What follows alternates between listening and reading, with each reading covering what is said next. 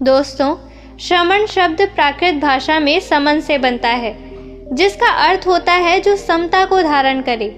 समनो सम सुख दुखों का अर्थ है कि श्रमण वही है जो सुख और दुख में समान रहे। अब जब भी मनुष्य के सुख और दुख की बात आती है, तब उसके मन की चर्चा अवश्य होती है, क्योंकि हमारा सारा सुख और दुख हमारे मन के अनुसार ही होता है। इसलिए मन को नियंत्रित करना जरूरी होता है, क्योंकि अशांत मन हजारों सवालों का घर होता है। आइए बुद्ध की इस कहानी से हम ये जानेंगे कि हम अपने मन को शांत करके उसे जानकर अपने जीवन से सभी दुखों से कैसे मुक्ति पाएं। बुद्ध कहते हैं कि हमारा मन बहुत ही चंचल होता है, इसलिए वो अशांत रहता है, और जब तक मन में अशांति रहेगी, एक व्यक्ति हजारों सवालों से घिरा रहेगा, और जब तक व्यक्ति के मन में चल रहे सवालों के जवाब नहीं मिलेंगे, तब तक उसका मन अशांत ही रहेगा। अब बात यहाँ पर ये आती है कि मन के सभी सवालों के जवाब कैसे मिलेंगे। आखिर मन के साथ ऐसा क्या किया जाए जो हमारे सवालों के जवाब मिले, और जब हमारे सभी सवालों के जवाब मिलेंगे तब हम दुखी भी नहीं रहेंगे, क्योंकि हमें वास्तविकता की जानकारी हो जाएगी। इसीलिए ये बहुत महत्वपूर्ण है कि अपने मन को नियंत्रित कैसे किया जाए और अपने मन को कैसे समझा जाए। बुद्ध की इस कहानी में अपने मन को जानने के लिए 6 चरणों के बारे में बताया गया है, जिसमें से शुरुआती 5 चरणों को जानना बहुत ही आवश्यक है। इसके बिना आप अपने मन को नहीं समझ सकते। तो आइए इसे ठीक से समझते हैं। एक बार एक व्यक्ति गौतम बुद्ध के पास गया और उनसे पूछा कि मन को नियंत्रित करने का पहला चरण क्या है। तथागत बुद्ध कहते हैं कि अपने मन को समझने का पहला चरण है इसके द्वारा दिए गए लालच को समझना, मन के द्वारा दिए गए लालच को परखना, क्योंकि जब हमारा मन अशांत होता है तो ये हमें कई तरह के लालच देता है। और दुनिया में जिसने अपने मन के द्वारा दिए गए लालचों को पहचान लिया, तो मान लो उसने अपने मन को समझ लिया। बुद्ध की ये बातें सुनकर वो व्यक्ति बुद्ध से दोबारा पूछता है, लेकिन हे तथागत, हमें ये कैसे पता चलेगा कि हमारा मन हमें लालच दे रहा है, और अगर लालच भी दे रहा है तो क्या वह लालच व्यर्थ है। इसका सीधा सा जवाब बुद्ध देते हैं कि ये सभी कुछ पता चलेगा सिर्फ और सिर्फ तुम्हारे अनुभव से, क्योंकि मन के लालच के अनुसार मनुष्य जो भी काम को अतिपूर्वक करता है उसमें तो उसे हानि होती ही है, लेकिन हानि के बाद उन्हें अनुभव भी होता है।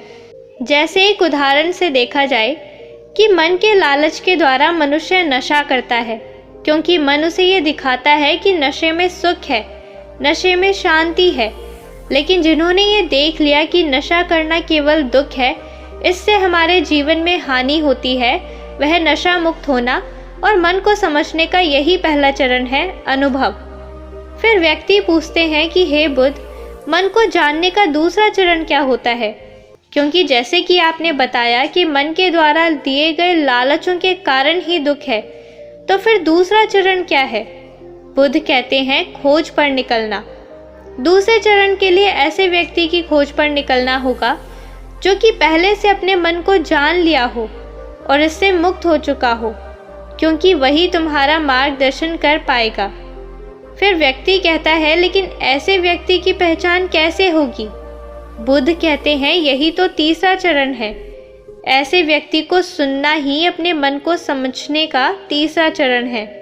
बुद्ध की ये बातें सुनकर व्यक्ति थोड़ा दुविधा में फंस जाता है।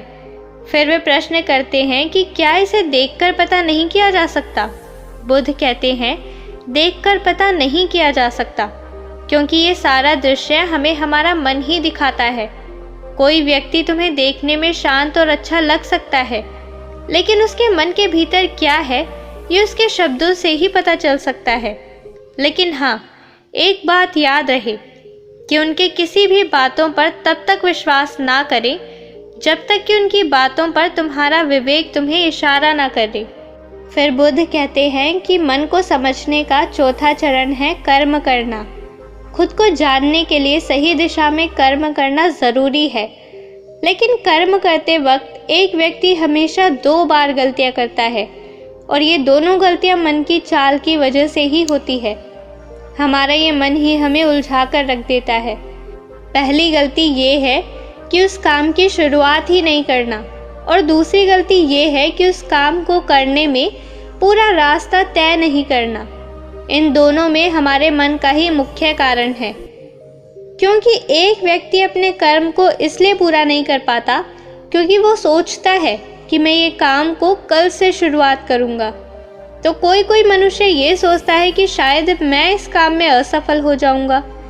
इन दोनों सोच में हमारे भीतर नकारात्मकता ही दिखती है। मन हमारे भीतर नकारात्मकता हावी कर देता है, जिसकी वजह से हम असफल हो जाते हैं। लेकिन क्या आपने सोचा है कि हमारी इन गलतियों का मुख्य कारण क्या है? ऐसी कौन सी कमी है जिसकी वजह से हम अपने कर्म को पूरा नहीं कर पाते हैं? और वो कमी है जागरूकता की। जब मनुष्य के अंदर जागरूकता की कमी होती है तो एक व्यक्ति का मन उसे कभी भी सही दिशा में नहीं चलने देता। और बुद्ध अंतिम में ये कहते हैं कि मन को जानने का 5वां नियम ही जागरूकता है। मन को जानने और समझने का 5वां चरण है जागरूकता। इसीलिए अपने जीवन में कोई भी काम करो, जागरूकता के साथ करो, क्योंकि जब तुम जागरूकता के साथ कोई काम को करोगे तब तुम्हारा मन तुम्हें कभी धोखा नहीं दे पाएगा। वे अपनी चालों में तुम्हें कभी फंसा नहीं पाएगा। बिना जागरूकता के साथ किया गया कोई भी कार्य या बिना जागरूकता के साथ जिया गया जीवन मृत्यु के समान है। बुद्ध की ये बात सुनकर उस व्यक्ति के मन में ये सवाल आता है और वे बुद्ध से पूछते हैं कि हे बुद्ध, आपने जागरूकता की बात कही, लेकिन अब सवाल ये है कि अपने जागरूकता के स्तर को कैसे बढ़ाया जा सकता है? बुद्ध कहते हैं इसका सीधा सा जवाब है ध्यान करना। ध्यान ही एक ऐसा माध्यम है जिससे आप अपने जागरूकता के स्तर को बढ़ा सकते हैं। ध्यान ही मन को जानने, समझने और नियंत्रित करने का अंतिम चरण है। ये एक ऐसा माध्यम है जिससे आप अपने मन को नियंत्रित कर सकते हैं। आप अपने जीवन को सही दिशा दे सकते हैं। और जब हमारा मन नियंत्रित होगा तब हमारे भीतर जागरूकता का स्तर बढ़ेगा। हमारे सवाल कम होने लगेंगे और हम जीवन के हर कदम में अपने जागरूकता का इस्तेमाल करेंगे, जिससे हम अपने मन के चालों से बच सकते हैं। ध्यान ही वो नाव है जिस पर बैठकर मन रूपी नदी को पार किया जा सकता है। फिर बुद्ध कहते हैं जिस व्यक्ति ने इन शुरुआती 5 चरणों को ध्यान से जान लिया उसने अपने मन को जान लिया। दोस्तों, बुद्ध की इस कहानी से ये सीख मिलती है कि अपने जीवन में जागरूकता को लाएं। जीवन में जो भी काम करो, हर वो काम जागरूक होकर देखो, क्या वह काम आपके लिए सही है? क्या वह काम किसी दूसरे को तो हानि नहीं करता? क्योंकि जब आप जागरूक रहेंगे तब आप अपने मन के लालच को समझ जाएंगे और जागरूक रहने के लिए अपने दिनचर्या में जब भी समय मिले कुछ समय ध्यान करने में लगाएं, ताकि आपका मन आपके ऊपर प्रबल ना हो। आपका मन आपके अनुसार काम करे, ना कि आप अपने मन के अनुसार। दोस्तों, इस वीडियो से आपने क्या सीखा कमेंट करके ज़रूर बताएं। क्या पता आपके एक कमेंट से किसी का जीवन बदल जाए। मिलते हैं एक और नई वीडियो के साथ, तब तक आप अपना ख्याल रखें।